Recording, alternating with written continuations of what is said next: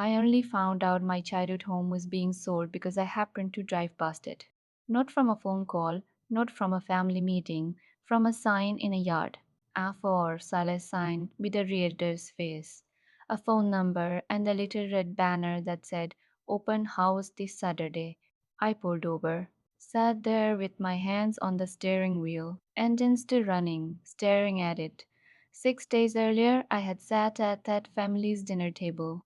My mom passed me the rolls. My dad laughed at something on TV. Not one person said a single word about what was already happening. I found out the same way a complete stranger driving through the neighborhood would have. And that moment didn't just hurt. It confirmed something I had been quietly afraid of my entire life, that in my own family I was an afterthought. Once that cracked open, I could not pretend anymore. My name is Jamie. I'm 24, and this is the story of how I spent most of my life being the child nobody worried about and what it actually cost me. I am the middle child of three. My older brother Chase was the firstborn, the one my dad introduced at every cookout, every gathering, with a proud hand on his shoulder and a voice that got a little louder. Full athletic scholarship, Division 1, brand new truck on his 18th birthday, not used, brand new, with a bow on it in the driveway while my parents stood on the porch filming, both of them in tears, happy tears, proud tears. My younger sister Olivia was the baby. Good morning texts every single day, even when she was 22 with her own job and her own lease. When Olivia needed something, the family found a way. When Olivia was upset, there was a conversation, and then there was me, Jamie, the one who was always just fine. Jamie doesn't need much. She's always been the easy one. I heard that my whole childhood, and somewhere along the way, I stopped hearing it as a description. I started hearing it as instructions. Be easy, ask for nothing, take up as little space as possible. And I followed those instructions so well that I eventually forgot I had written them myself. Here is what nobody tells you about being the easy child. It doesn't feel like freedom. It feels like erasure. Every time you swallow what you need, every time you say you're fine when you're not, every time you watch someone else receive what you quietly needed to, a piece of you goes somewhere, not away, just deeper. I was 23 when I moved back home after grad school. Job offer pending. Needed a few months to breathe and save. My parents said yes. I was careful, paid for my own groceries, cleaned more than my share, made sure every single day that I was not a burden. My dad had this way of exhaling when he walked past my room, slow, quiet, not angry, just the sound of someone tolerating something. My mom would wave my move out timeline into casual conversation every few days. Have you looked at any apartments lately? Like small talk. It never was just small talk. Then Chase came home that same year. Bad investment. Lost most of his savings. Needed somewhere to land. He stayed over a year. No slow exhales outside Chase's door. No casual questions about when he might move on. Instead, Sunday mornings look like this: my dad and Chase at the kitchen table for hours. Talking finances, talking strategy, like two partners building something together.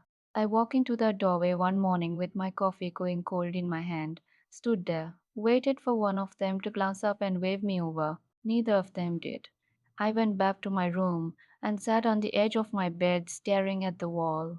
Nobody yelled. Nothing dramatic happened. It was just a quiet, clear confirmation of something I had been trying not to believe my whole life. I moved out the moment my job offer came through. But I carried that morning with me. My grandmother, Grandma Carol, was the one person who never made me feel invisible. My dad's mother, my safe place for as long as I can remember. She taught me her biscuit recipe on slow Saturday mornings, both of us at her kitchen counter with flour on our hands. She kept every birthday card I ever made her in a shoebox under her bed, even the crayon ones from when I was 5.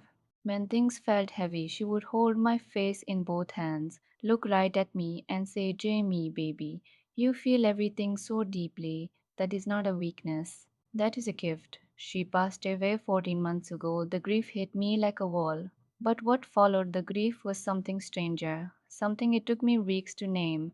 There was a will, an estate, a family meeting about how everything would be handled. I found out about that meeting 3 days after it had already happened. My dad mentioned it on a phone call like an aside. Some paperwork stuff, already handled. I was too deep in grief to push back. 6 weeks later, Miss Diane called me. Grandma Carol's neighbor of over 20 years, a retired school teacher with a gentle voice. She told me my grandmother had left something specifically for me, given to Miss Diane months before she passed. Instructions were clear. It goes directly to Jamie and no one else. A few days later, an envelope arrived. Inside, 400 pages in my grandmother's careful cursive, and a separate legal document. In the letter, my grandmother told me she had set aside a portion of her estate just for me, enough for a real foundation, enough for a down payment on a home, handled through a completely separate estate attorney, kept entirely apart from the rest of the family process. And in her own words, she wrote, "Your parents love you, Jamie. But love without attention causes damage. You were always seen here. This is yours. Protect it." I read that line 4 times before I could keep going. Then the legal document told me the rest. Someone had contacted her attorney claiming I had verbally agreed to fold my portion into a shared family account. That account had been used toward the sale of the family home, the new property. The plan my family had quietly built and executed while I sat at Sunday dinners, passing rolls and smiling. I had agreed to nothing. I hadn't been asked. I hadn't even known the inheritance existed. And yet my name had been used anyway. I drove to the house that Wednesday night. Didn't call ahead. My mom opened the door smiling. "Jamie, oh good, are you staying for?" I said. "I need to talk to both of you, right now." Something in my voice shifted the air. She called my dad in. The three of us sat in the living room, and I placed the letter and the document on the coffee table between us. Said nothing. Just let them look. My dad's jaw tightened. He looked at the papers, then up at me. "Where did you get those?" I said. "That's not what matters right now, Dad." He started. "There were financial pressures. Things were complicated. We were going to—" I said, "You used my name on legal paperwork for money my grandmother left specifically to me. And I found out you were selling this house from a sign in the yard." My mom started crying. 6 months earlier, those dares would have pulled me straight back in. I would have softened, said, "Let's just figure this out together." I didn't soften. I said, "I am not here to blow this family apart. I am here because I am done being the one who finds out lost. I am done being easy and fine and no trouble. I am your daughter. I needed you to see me, and you didn't. So until something real changes, I need distance."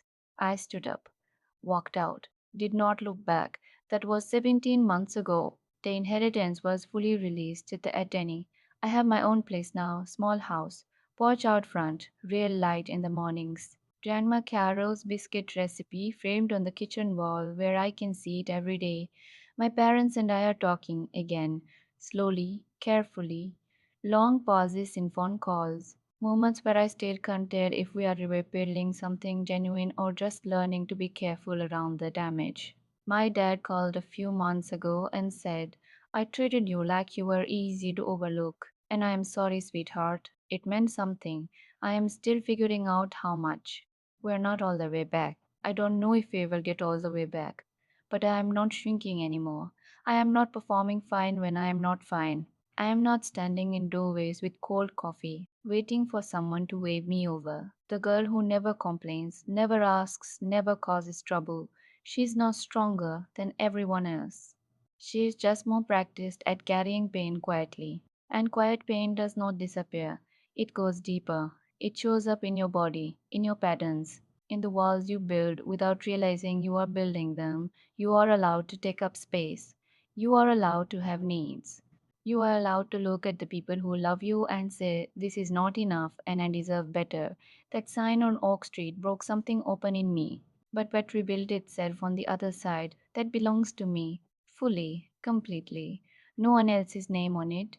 If any part of this felt familiar to you, I would genuinely love to hear your story in the comments.